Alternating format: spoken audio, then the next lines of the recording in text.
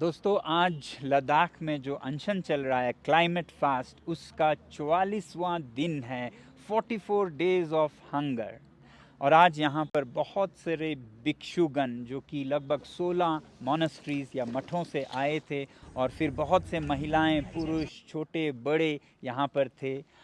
और इस आंदोलन में सबसे बड़ा योगदान रहा है आप लोगों का, जो कि भारत के अलग अलग शहरों से, गांव से हमारे इस पर्यावरण और संस्कृति का समर्थन कर रहे हैं। अलग अलग धर्मों के, राजनीतिक दलों के नेतागण और सबसे ज़्यादा साधारण नागरिक, जिन्होंने इस आंदोलन को शक्ति दी, हमें हौसला दिया। दोस्तों, आपको मैं याद दिलाना चाहूँगा कि आप लोग, साधारण जनता, सत्य और पर्यावरण के संरक्षण के बहुत ही शक्तिशाली कमांडोज हैं। कमांडोज जिनके पास दो बड़े हथियार हैं जिससे कि वो दुनिया बदल सकते हैं। पहला हथियार है बैलेट पावर, आपके वोट की शक्ति, और दूसरा पावर है वॉलेट पावर, आपके बटुए की, यानी कि आपके पैसों की शक्ति। आइए ज़रा समझते हैं आपकी शक्ति कितनी बड़ी है।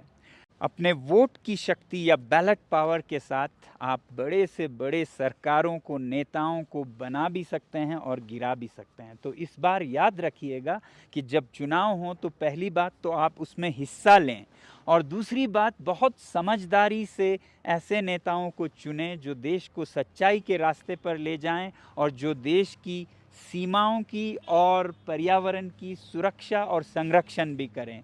तो सोच समझ के अपने बैलेट पावर का प्रयोग कीजिएगा। और दूसरा, जैसा मैंने कहा, वॉलेट पावर, जिन चीज़ों पर आप अपना पैसा खर्चते हैं वो ऊपर जाते हैं, और जिन पर आप नहीं खर्चते हैं या बहिष्कार करते हैं वो नीचे जाती हैं। इतना शक्ति है आपके जेब में, आपके हाथ में।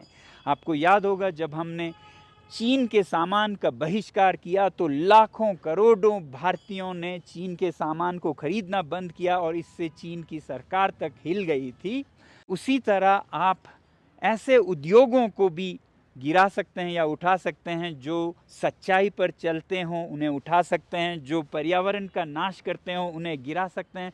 तो लद्दाख के संरक्षण में आपका बहुत बड़ा योगदान हो सकता है। ऐसे कंपनी जो इकोलॉजी का ध्यान नहीं करते, या संस्कृतियों को जो लद्दाख के पहाड़ों में हैं या जंगलों में हैं, या फिर पेड़ों को काटते हैं, उनको आप अपने वॉलेट से गिरा सकते हैं। तो समझ गए ना आप कितने शक्तिशाली हैं आपके वॉलेट पावर और बैलेट पावर के साथ।